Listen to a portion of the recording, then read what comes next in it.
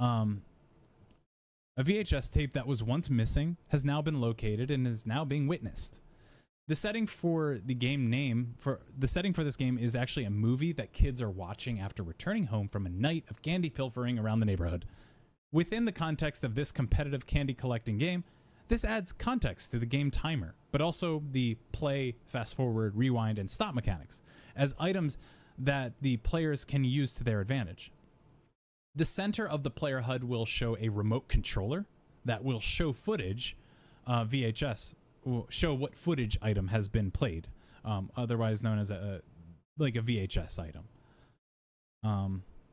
The center horizontal bar of the HUD will be a track timer, as typically seen on most video players. So something like you would see on YouTube, like that play bar, or the timer bar, that's going to be in the center of the HUD, and that will be the element to say how much time is left in the game. So optional modifiers and interpretation of the optional modifiers. So we had Mysterious Goo, Strange Devices, and Rat Hole. My interpretation of these was that Mysterious Goo is a green Icarus substance one is to be fearful of. Strange Devices, a complex contraction whose functions are unknown, profound, and or mysterious. And the last one, Rat Hole, a deep and dark pathway to the unknown. So within the context of this competitive candy collecting game, these themes will be used in player interactions and items. Mysterious Goo will be an area denial effect that players can put on the ground below them to hinder their opposition. The Strange Devices are both items and interactables in the level that players can use to the remote control effects. The Rat Hole is a hidden portal that is placed down by a player to a different location, acting as a portal. A hidden trap that is placed down by a player to a different location, acting as a portal. Great. Now, the primary mechanics, we have trick-or-treating, we have items, we have Strange Device, and we have the game end. So, trick-or-treating, you need to go to different houses that are lighted, and when you interact with those houses, you will either receive candy or an item if you do not already have one. Chances of receiving an item are random. You're not always guaranteed an item, but you will always either get an item or candy. And if you already have an item, you're going to get candy. Items. Players have a chance of obtaining an item when they trick-or-treat. These items can be used right away unless they are meant for the Strange Device, in which they need to go to the Strange Device in order to be operated. Items can be dropped, so you can drop an item and then you can continue trick-or-treating. However, a house that has been interacted with is now on cooldown. A player accumulates candy items interacting with houses. Lighted houses that are interacted with will go dark for an amount of time. So lighted houses that are interacted with will go dark for an amount of time. Strange Device. If a player interacts with the Strange Device, which I'm thinking is, with the Strange Device, a structure, a grand structure, a grandiose, right? A grandiose structure included in every scenario. Okay, if the player interacts with the Strange Device, which is a grandiose structure included in every scenario, while possessing a strange item, they will activate the VHS controller functions. Only one strange item, only one strange item can be in play / in effect at a time. So this is the fast forward, the rewind button, or the stop button. Only one of those can be in effect at a time. Game end. The game ends when either the time runs out, indicated by the track timer HUD element, or when a player interacts with the Strange Device with the stop item. Candy is your score. You collect candy to increase your score. Mysterious Goo, it will slow your opposition. It is an area of denial effect. And the Rat Hole is a hidden trap that you place below you. You need to place both items, and then once the second item is placed, it is put into effect. Once it is put into effect, when anyone steps on either one of the locations, it will become visible and now put a permanent portal onto the level. Fast forward. When acquired, the player must bring the item to the strange device in order to activate. And I'm thinking maybe this shouldn't be permanent, because a person who falls into this trap could just go back through. Although there should be maybe some kind of cooldown timer on it. I don't know. When activated, the player must bring... This is the fast forward button, so these are the controller, the more global effects. There's the fast forward. Yeah, maybe a one-way. That might be a lot better. I think one-way would be good. When acquired, the player must bring the item to the strange device in order to activate. When activated, this will increase the game speed by a factor for a time. Rewind. When acquired, this is the tough one. This is the one that I really need to start development on to see if I can actually do it. When acquired, the player must bring the item to the strange device in order to activate. When activated, this will bring the game back in time to a previous game state. So essentially, it is unloading the current game state and bringing it back to like 10 seconds ago. Stop. When acquired, the player must bring the item to the strange device in order to activate. When activated, this ends the current game. And then I have yet to go about the art interpretation, the design interpretation, as well as audio interpretation. And then I have to go into UI and stuff. So I would like to include a gamepad and keyboard as well. I don't think that's going to be too hard to include, but there's still more to this that I need to mess with. But for right now, I think I as much as I really want to jump into the project, I think I need to finish up a little bit more about this. Sounds like a fun, simple game. I'm worried that it might be a little bit out of scope, but I've also done more in less time, so I'm really curious what I'll be able to do. I have about 2 weeks. So let's see, I have until the 18th, so I have 18 days. I don't have too much to do in that amount of time. I have a race this weekend, but that's really it. Yeah, I think that's going to be the toughest part. I really do. But I'm excited. I think this is going to be a fun game. I need to include split screen. That's going to be a little bit tough. Player dependent split screen. I need to have different HUD layouts for the different number of players, of course, to a maximum of 4. And a minimum of 2. I don't think this is not a game that you can play solo. Which I guess makes it a little bit difficult to balance, but I'm not too worried about that, honestly. I'm not too worried about game balance at all, really. So that's where it's at right now, and I like it. I like the whole idea of it all. And if you're wondering what all this crap is, it's someone else's. I've taken someone else's design document and I've started to make it my own. That's all.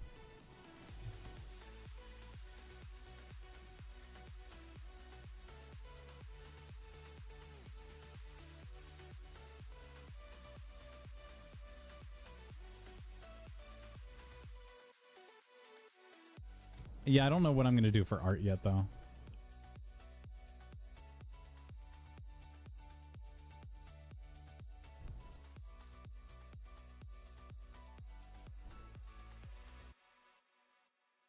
Yeah, I don't know what I'm going to do for art yet. I don't remember if they're like what the... whatever. I'll delete that. I think blue was like a theme for this, too. Like the one that I'm... So I'm looking at an example. This is not set right. There we go. This is not set right. There we go. Wait, yeah, that's better. It's a great song, too. I like this art style, though. It's really cool.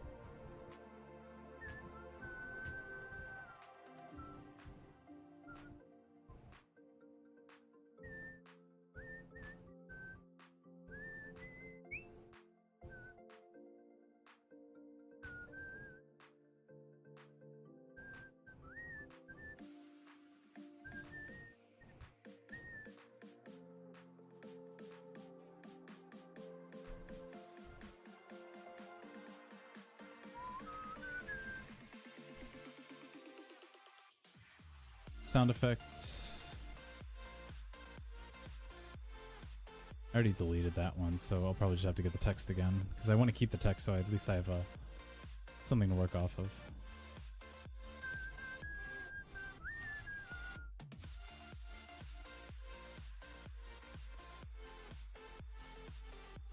Sick.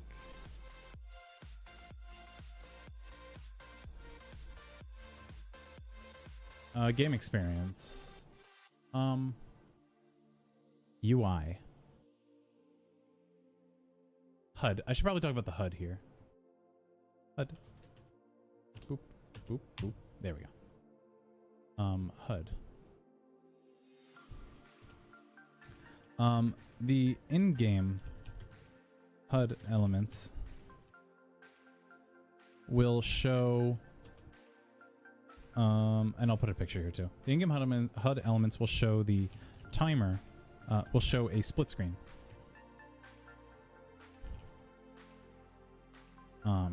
Will be split screen.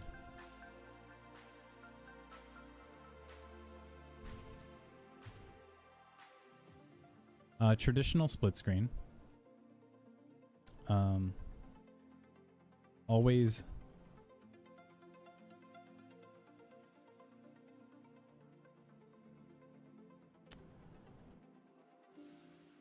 at least always cut horizontally.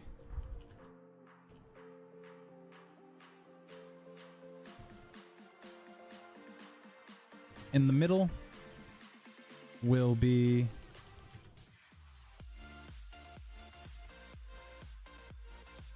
a remote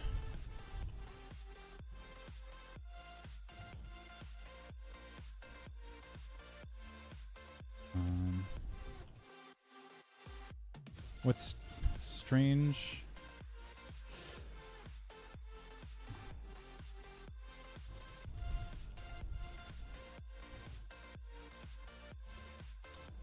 are currently in play.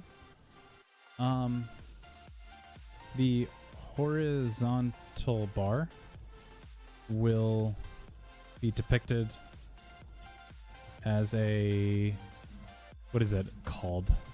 Track timer. As a track timer, as typically seen on most video players.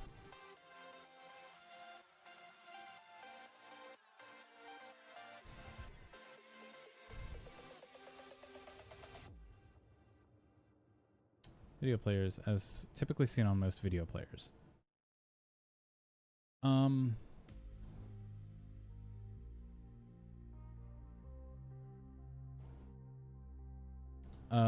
A score will each player's score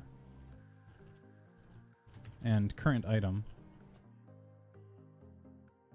will be displayed near the middle of the controller in an effort to centralize the HUD, so players will have the all information at a glance.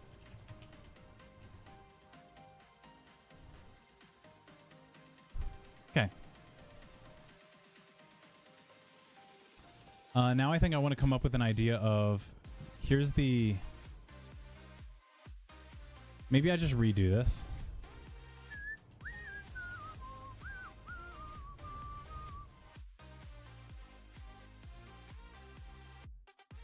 I think I just redraw the HUD.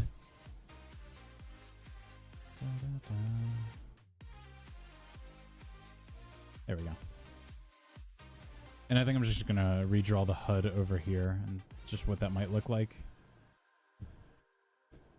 Okay, so let's do boop boop.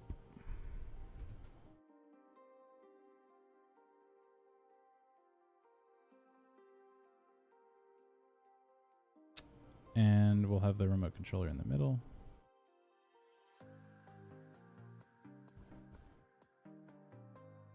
I'll just have to zoom in more so I can get a little bit more fine with the way that I draw this.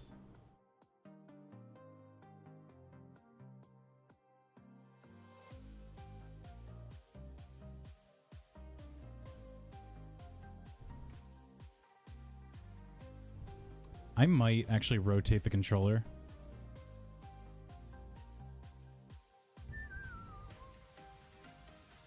For 2 players. Oop. Fast forward. Rewind. Stop.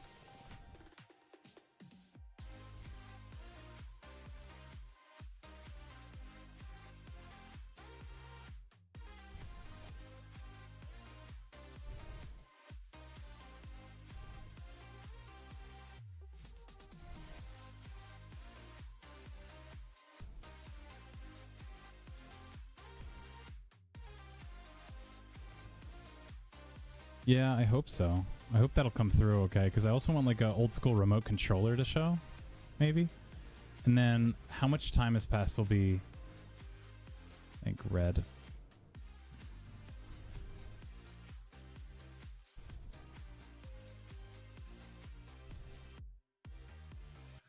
And then the indicator will be like, I don't know, I'll make it this. How about, I don't know, gray? Sure. There's the indicator. And it's just going along. That's all. And then I need to show off the items. So I think for one player? 2 players? Yeah, 2 players, sorry.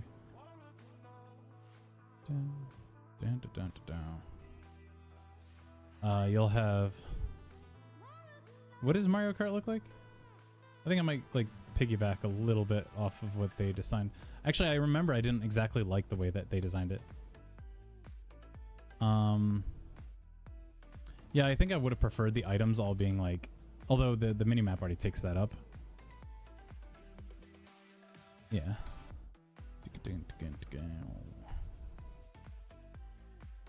I think players would much prefer to be on the bottom half of the screen if you're playing Mario Kart, because your HUD element for what item you have is a little farther away. Like, you have a better vantage point of game information in the bottom left or bottom right. Whereas if you're up here, it's harder at a glance to figure out what other people are doing. That's why this guy lost, you know? Because he was in the top. Yeah. I want... Yeah, for sure. Thanks.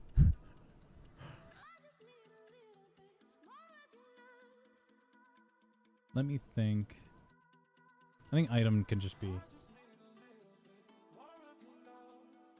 Item can be here, and then score next to it. Or over here, so you always have an idea if the game is about to end. So I'd probably just justify it. So we'll put item here, and then score. 9, 9, 9, 9, 9, 9. Put score there. So I like that for 2-player. And I kind of want to... Can I copy and paste in this lovely program? Isn't it Control-Alt? And, hey, look at that. Amazing. I'm so good. Can I... Yeah, I can't rotate, can I? Control-T is not this program. Can I... rotate? Sick. Except now it's all wrong.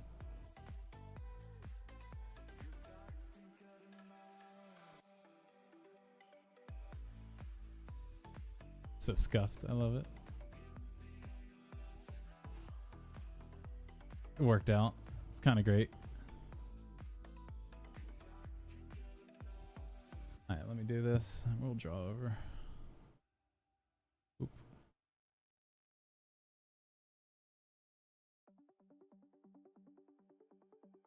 Let me just get the box. There we go. Oop. Oop. Oop. Oop.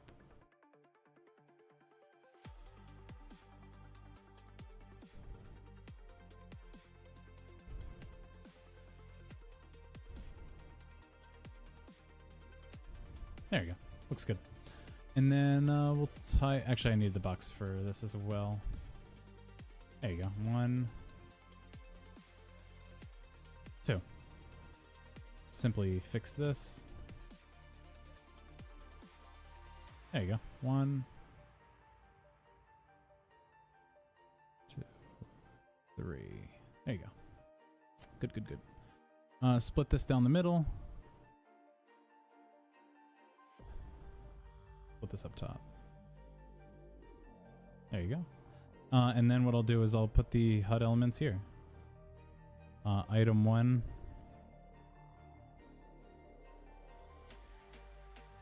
Item 2. Item 3. Item 4.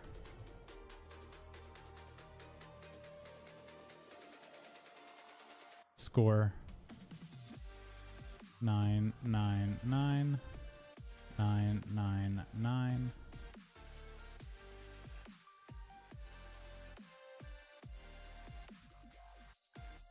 There you go. It's busy in the middle, but otherwise I really like this HUD layout. And we'll see how it goes. Like a very centralized, experimental HUD layout. I didn't fix the play button. It just looks kind of wonky. It's like threatening triangle. Super, super threatening. By default, I think it's always going to be on the play. So, okay, looks fine. And this will be for a 3-player and 4-player. So what I'll do is I'll take this, since I already have the 4-player layout, and I'll just bring this down and put that right there. And then what I'm going to do is I'll just take out this player and put a black screen. Maybe put the title of the game in there.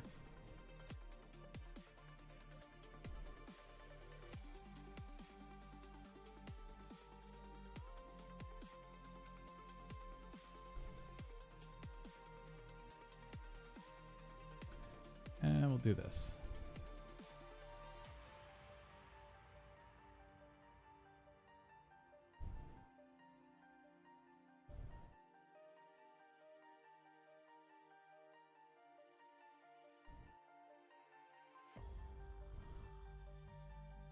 Game total. Sick. I like this a lot. I should probably indicate how many players there are on each.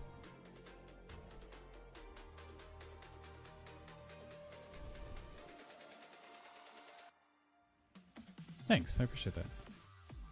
P1, P2, P3. We'll see how it works out. P1, P2, P3, P4. Nope, that's an R.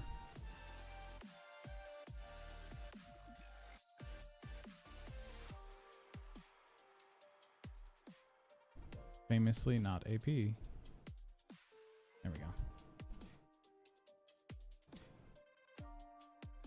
Okay, and up here we'll put 2-player. 2 players. 3 players.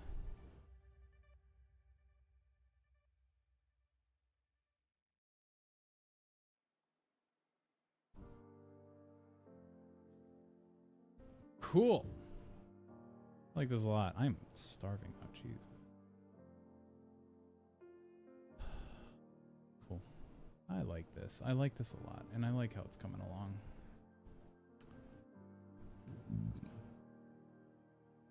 Where do I put this? Down in the HUD, I think, right?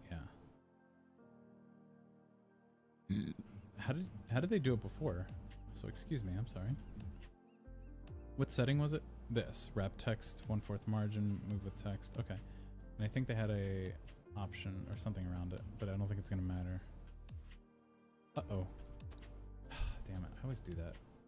I always press Control C when I paste. Okay, that's a good start.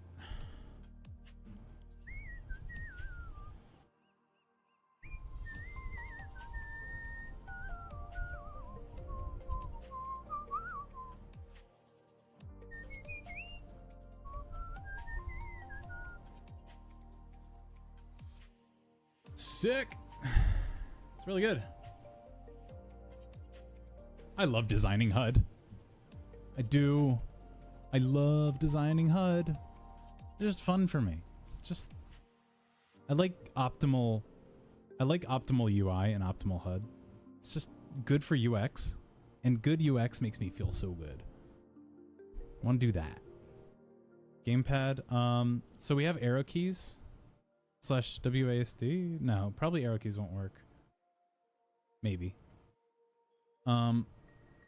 We need something for use item. So move.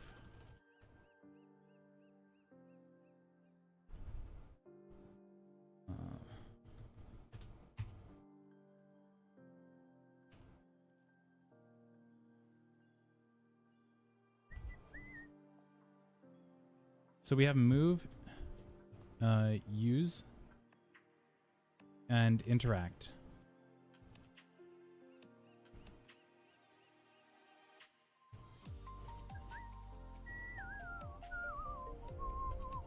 This can be done better. This can be done with a graphic or with a grid. A table. There we go.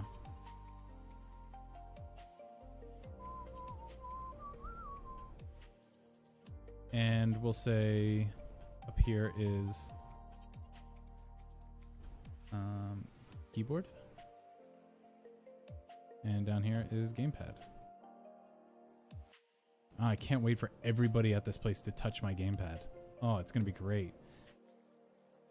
I'm so excited for everyone to touch the gamepads that I cherish and never touch with any kind of grease or oil in any capacity. Woo.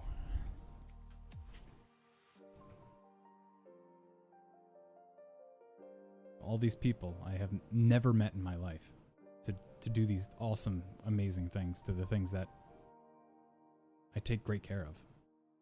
It's gonna be great. It's gonna be great. It's gonna be great. Yeah. Woo. Why does centering it not center it? Maybe I've pasted, maybe there's too much stuff in here.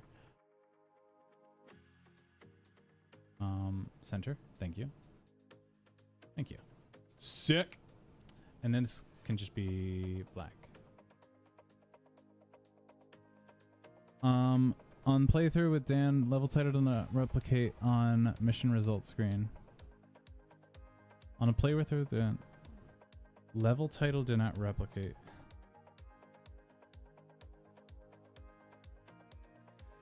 So client.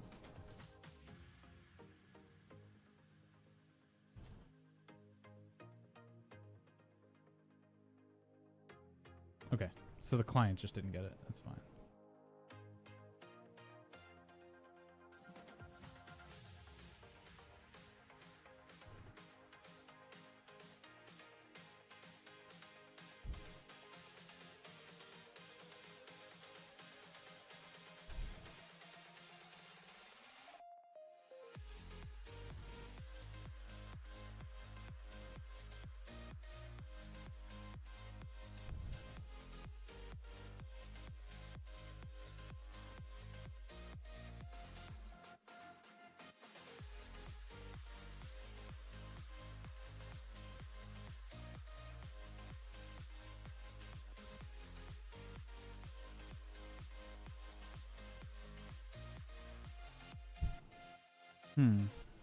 Alright, we're running into a bug on Halloween thing. It seems fine.